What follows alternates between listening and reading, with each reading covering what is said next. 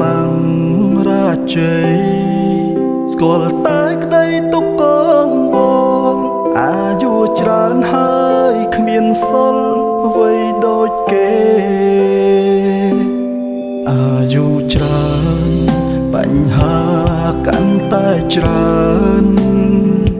ឲ្យតែយប់ឡើងខ្ញុំដេកមិនចង់លំពេលខ្លះនៅម៉ោង1ម៉ោង2ខួរក្បាលវាចេះតែគិតរឿងអនាគតមិនដឹងទៅជាបែបណា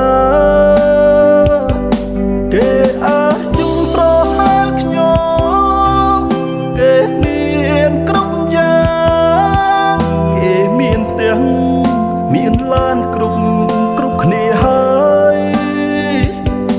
ខំអ្វីតែរូបខ្ញុំគ្មានសល់អ្វីឡើយជីងម៉ូតូកាញ់ចាំងទាំងជួរដោះដែរពេលណាដូចគេ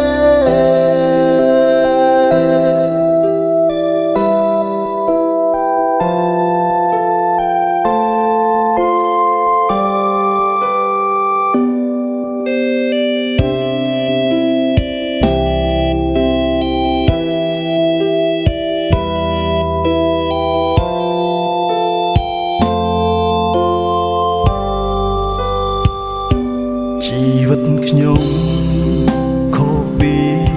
ជីវិតគេខំប្រឹងណាស់ដែរតែដូចជាគ្មានលទ្ធផលស្គាល់តែបាំងរាជ័យស្គាល់តែក្តីទុកកងវ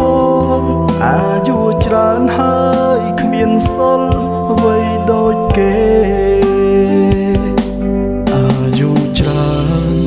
បញ្ហាកាន់តែច្រើនឲ្យតែយប់ឡើងខ្ញុំដេកមិនចង់លំពេលខ្លះនៅម៉ោង1ម៉ោង2ខួរក្បាលវាចេះតែគិតរឿងអនាគតមិនដឹងទៅជាបែបណាគេអាយុប្រហែលខ្ញុំគេមានគ្រប់យ៉ាងគេមានផ្ទះមានឡានគ្រប់គ្នាហើយខំអ្វីតែរូបខ្ញុំគ្មានសល់អ្វីឡើ